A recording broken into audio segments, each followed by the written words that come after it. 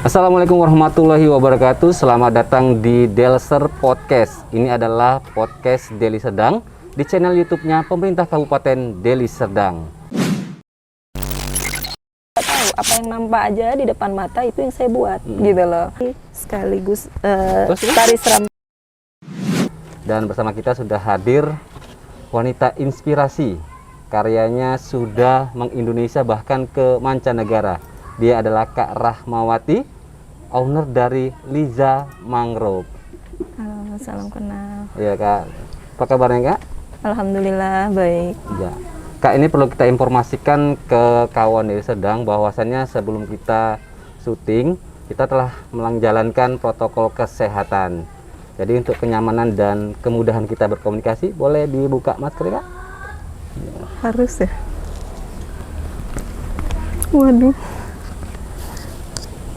Nah kan biar nampak mana yang namanya Kak Rahmawati ya kan. Cantik ya guys. Kelihatan jadinya cabinya. Aduh Kak, Liza Mangrove, tadi di awal Om Ded udah buka bahwasannya karya-karya Kak Rahma lewat Liza Mangrove ini sudah mengindonesia bahkan sudah sampai ke mancanegara. Ya pastinya urusannya batik membatik. Boleh Kak diceritakan awal mula berdirinya Liza Mangrove?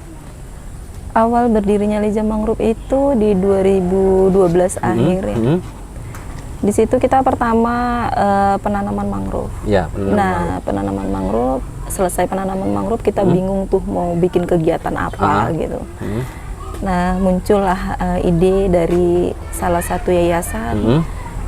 Kita buat kegiatan membatik, pelatihan membatik. Nah, waktu itu tuh saya dipilih untuk jadi peserta pelatihan di Jakarta waktu itu.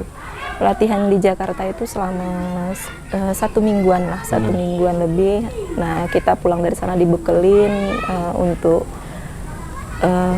melanjutkan pelatihan membatik tadi. Terus apa hubungannya batik membatik sama mangrove?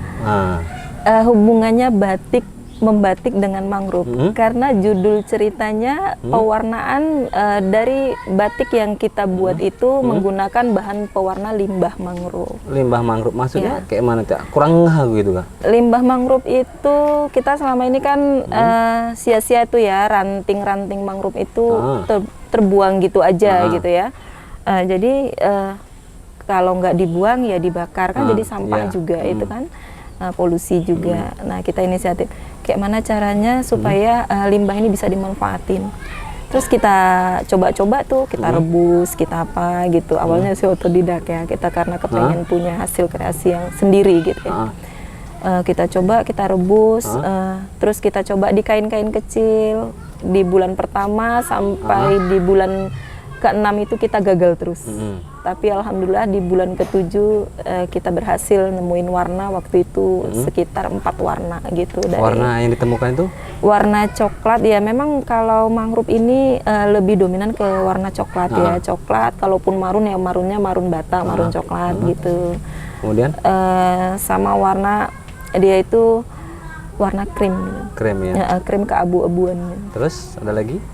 Itu aja sih, masih empat macam warna itu. Nah Kak, mangrove itu kan pohon yang ada di pinggir-pinggir laut ya, pinggir pantai untuk menahan abrasi.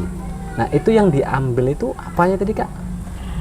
Kalau kita limbahnya, jadi semacam rantingnya, yang jatuh-jatuh buahnya gitu, itu yang kita manfaatin buat pewarnaan. Terus diolah? Diolah, dia direbus.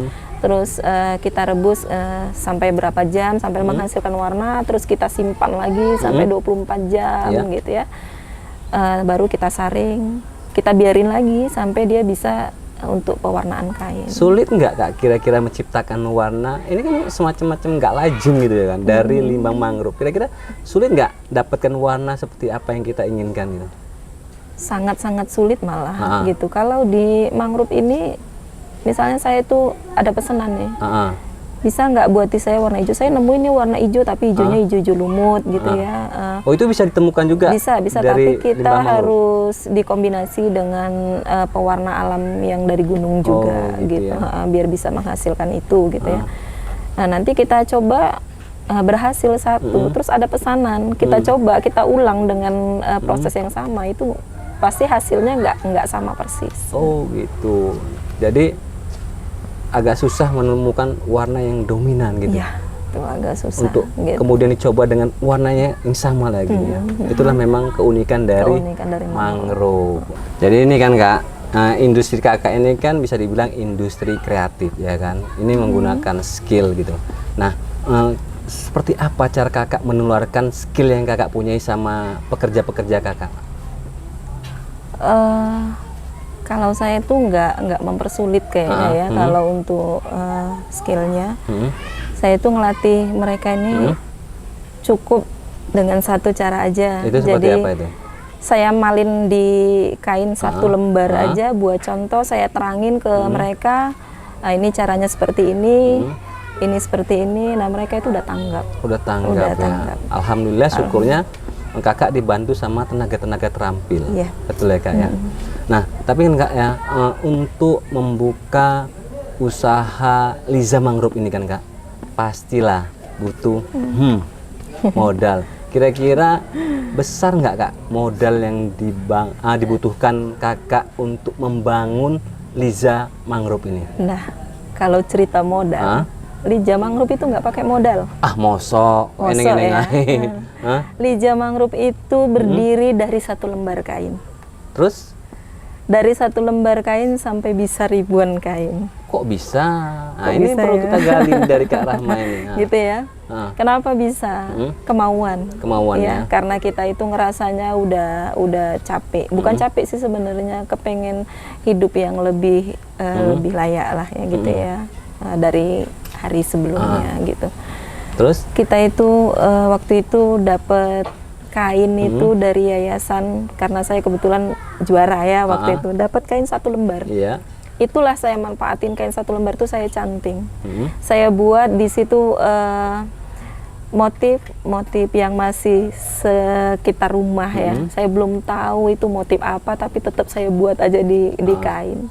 Kain itu saya jual. Terus? Tapi saya jual tidak pakai uang.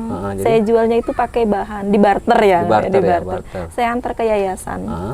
Saya bilang, Bu, Pak, ini hasil karya Rahma yang pertama kalinya gitu kan. Ini kain yang Rahma dapat kemarin gitu loh. Waktu kita pelatihan Rahma dapat ini. Ibu, bisa nggak Ibu sama Bapak gantikan dengan 5 lembar kain? Gitu. Jadi saya diganti dengan 5 lembar kain gitu. Kain hasil kain yang sudah jadi satu lembar diganti dengan kain 5 lembar, tapi kain kosongan. Dan itu modal berikutnya. Iya. Nah, dari satu kain menjadi 5 lembar kain. Nah, 5 lembar kain ini diapakan? 5 lembar kain kita buat lagi motif. Kita kerjain lagi. Jadi kita nyambi. Kalau pagi itu saya ke ladang. Kalau siang tengah hari kadang saya ke laut.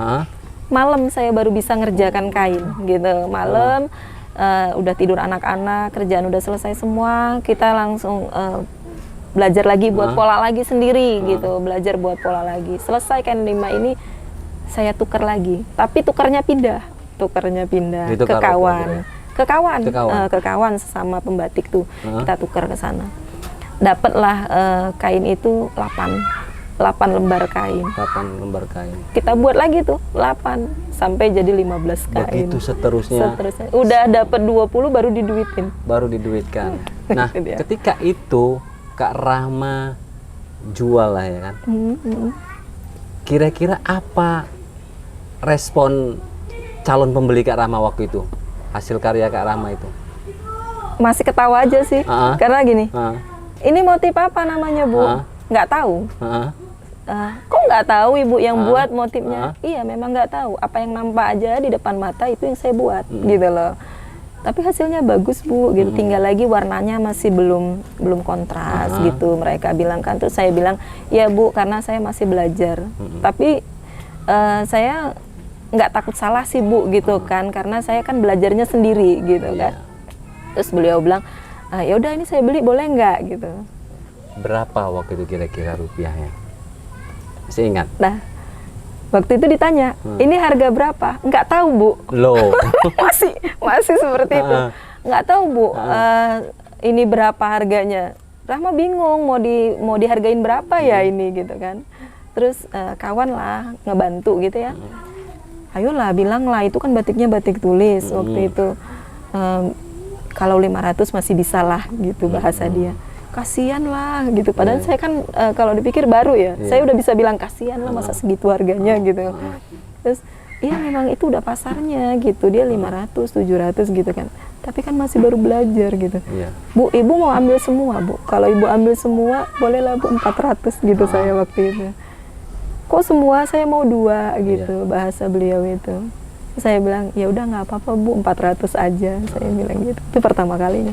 Itu masih Kak Rahma sendiri yang ngerjain? Iya, masih sendiri. 1 tahun tuh saya sendiri. 1 tahun ngerintis sendirian? Dan Liza Mangrove itu mulai tumbuh dan berkembang itu sejak tahun berapa? Tahun 2016. 2016 itu udah mulai berkembang.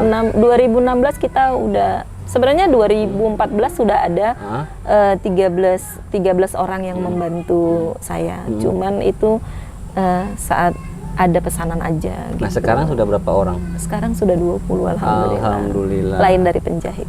Nah, terus Kak Rahma, cara Kak Rahma memperkenalkan produk Kak Rahma ini ke pasaran seperti apa kira-kira?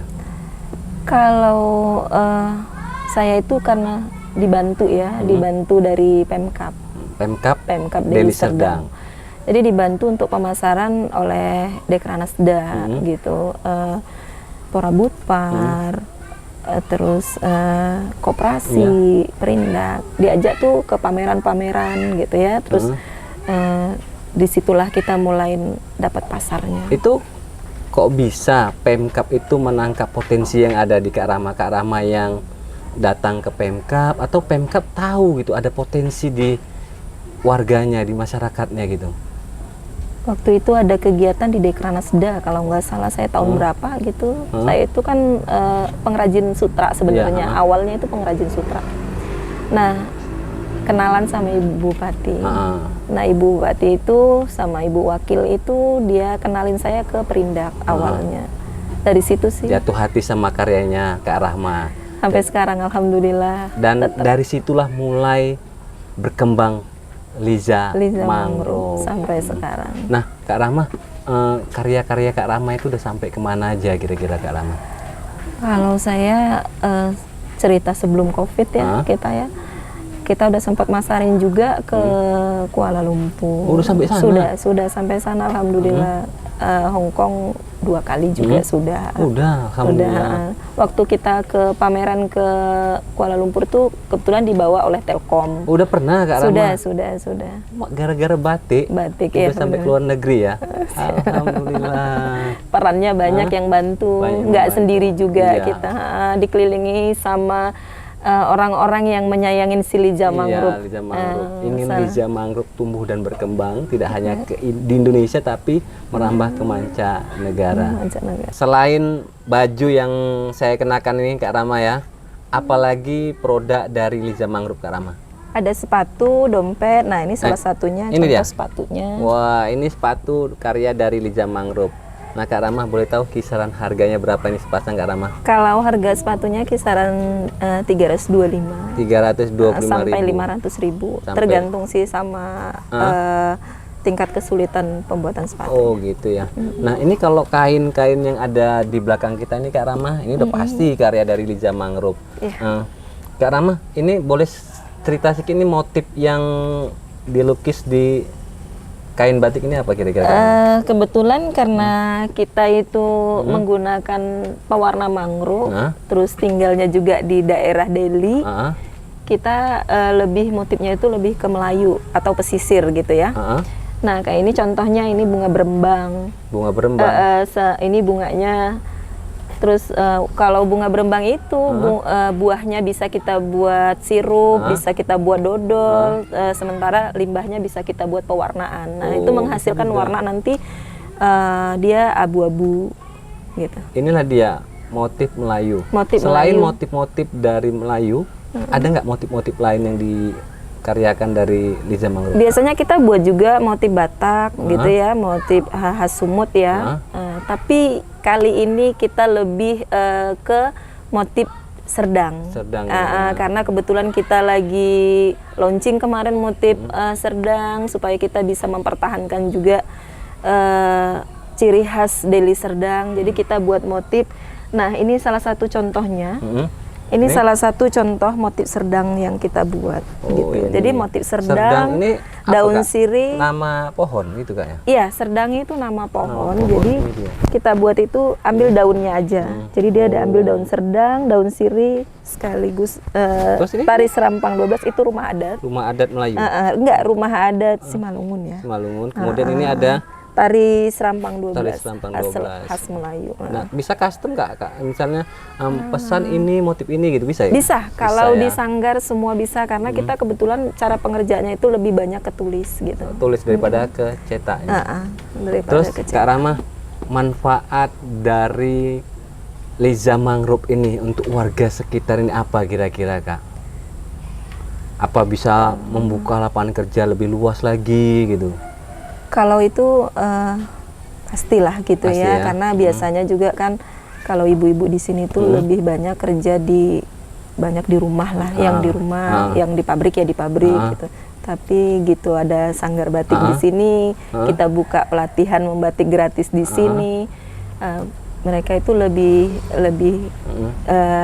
ini ya, lebih pasnya itu lebih sering datang kemarinya untuk belajar. Nah, udah bisa belajar langsung bekerja. Gitu. Jadi syaratnya untuk menjadi tenaga terampil di Liza Mangrove ini harus banyak belajar juga ya Kak Belajar ya? dulu. Kita belajar di sini 1 minggu udah bisa kerja.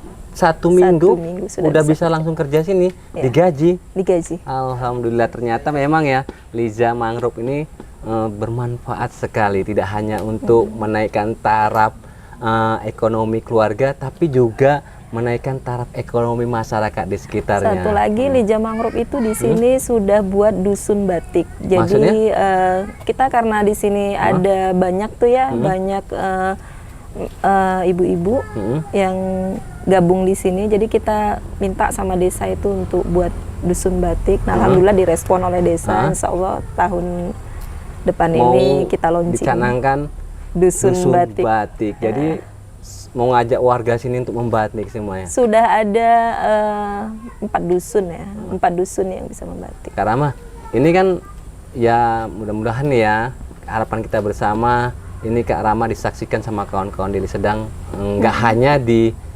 Kecamatan Labuan Deli ini ya, tempat Kak Rama tinggal, tapi ini Kak Rama bisa saja ditonton oleh wanita-wanita yang ingin belajar membatik. Kira-kira boleh nggak datang kemari untuk belajar boleh, membatik? monggo silakan datang ke sanggar belajar gratis. Gratis? Gratis, silakan datang. Alhamdulillah.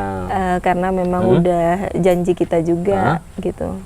Kalau yang ingin belajar itu datang kemari, kita pasti bantu untuk belajarnya. Gratis ya, catat gratis. Makanya kita banyak belajar juga dari Kak Liza ini ya kan. Menyampaikan ilmu kepada orang lain dan itu bermanfaat adalah salah satu amal jariah ya Kak ya. Terus balik lagi ke batiknya. Ini kan udah tiap hari produksi nih kan Kak. Iya. Terus kesulitan nggak kira-kira untuk memasarkan hasil karya dari Liza Mangrove? Awalnya kesulitan, tapi kalau sekarang malah kerepotan. Kerepotan orderan. Orderannya gitu itu, saking banyaknya orderan gitu. Alhamdulillah dari kita launching motif Serdang kemarin sampai saat ini kita kebanjiran order. Alhamdulillah. Terima kasihlah Pemkab. Oh, berkat dari Pemkab. Sebenarnya apa sih yang dilakukan sama pemerintah Kabupaten Deli Serdang? Karena nggak pernah berhenti sih untuk mempromosikan hasil-hasil kerajinan daerahnya. Ini nanti kakak puji-puji enggak? Enggak, itu kan memang fakta. Memang nyata. Memang besarnya memang Kak Liza ini juga dari peranan dari Pemkab Deli Serdang. Yang kita tadinya nggak berani mandiri, jadi bisa jadi mandiri itu. Terus awalnya kan kita nggak mandiri itu. Yang dibimbing sama Pemkab Deli Serdang itu sehingga Kak Rahma itu bisa semakin berkembang. Lebih banyak ke ini ya. Pelatihan gitu ya. Ini Kak Rama kan udah pandai, udah jago membatik, itu masih diberi pelatihan lagi? Masih lah, harus lah. kan kalau belajar itu kan udah ada ini ya sampai liang lahat ya. Kita nggak boleh berhenti ya, nggak boleh puas juga dengan hasil kita yang sekarang. Terus memantaskan diri untuk menjadi pembatik yang handal, kebanggaan Deli Serdang, ya kan Kak? Terus untuk pemasaran kayak sekarang kan udah zamannya digital ya Kak Rama ya. Kita sih harus melek digital juga. Apa yang Kak Rama lakukan itu untuk promosi-promosi, misalnya untuk online gitu kan, sekarang ini zaman online. Bener, kita memang lebih ke online ya. Kalau untuk masa pandemik ini ya kayak di IG kita tetap gitu ya, kayak di marketplace kita udah juga sampai merambah ke sana ya Kak Rama ya. Itu permintaan dari Instagram dan marketplace itu kira-kira gimana responnya? Kalau di Instagram luar biasa ya, lumayan ya. Tapi kalau di marketplace ya lumayan juga lah. Syukur alhamdulillah. Tetap harus disyukuri semua. Nah, untuk memasarkan tadi Kak Rama, untuk di Instagramnya apa nama Instagramnya Kak Rama? Namanya sama semua. Apa Instagramnya Liza Mangrove, Facebooknya juga Liza Mangrove. Terus marketplace-nya di mana?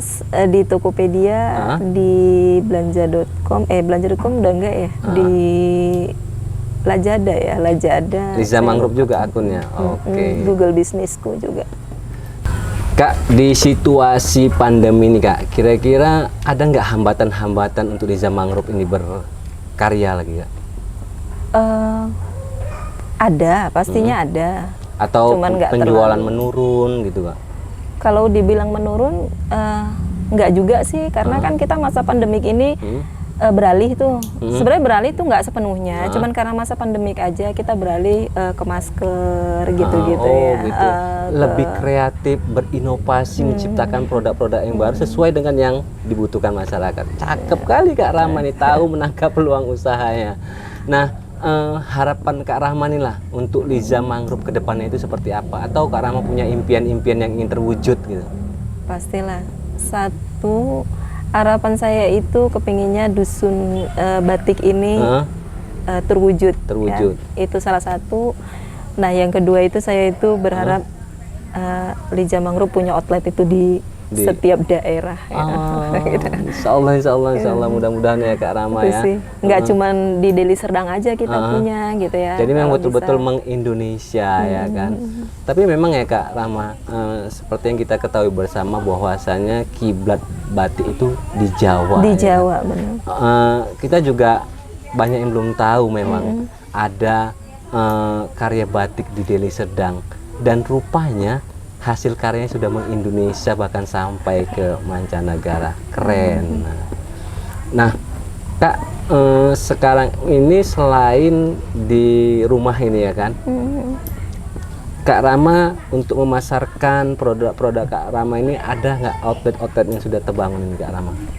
Kita masih ikut tetap di Pemkab juga ya. Kita kan ada di situ, disediain galeri juga kayak di P3UD, di Dekranas, Dekranas Kuala Namu, terus di provinsi juga gitu. Jadi kita sih lebih isinya lebih banyak ke situ sih. Jadi Liza Mangrove itu sangat terbantu ya dengan fasilitas-fasilitas yang diberikan oleh pemerintah seperti tadi P3UD, Dekranasda dan lain sebagainya.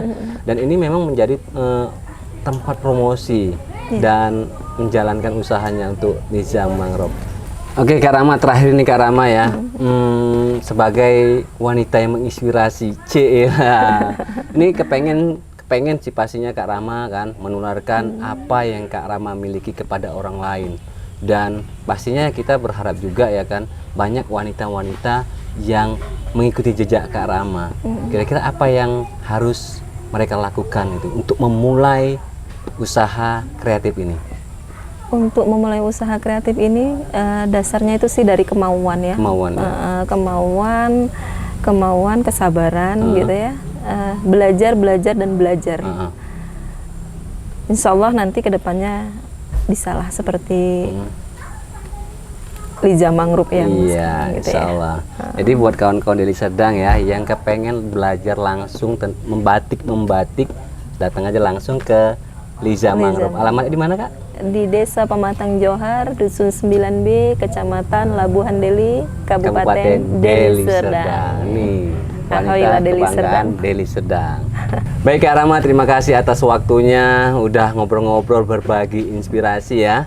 Dan sekali lagi kami ucapkan terima kasih karena ini udah selesai nih Kak Rama. Kita gunakan lagi maskernya Kak Rama.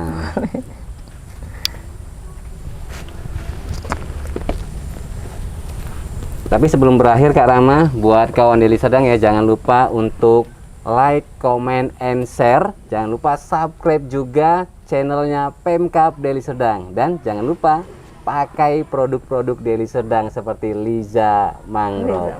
Terima kasih atas perhatiannya. Wassalamualaikum warahmatullahi wabarakatuh.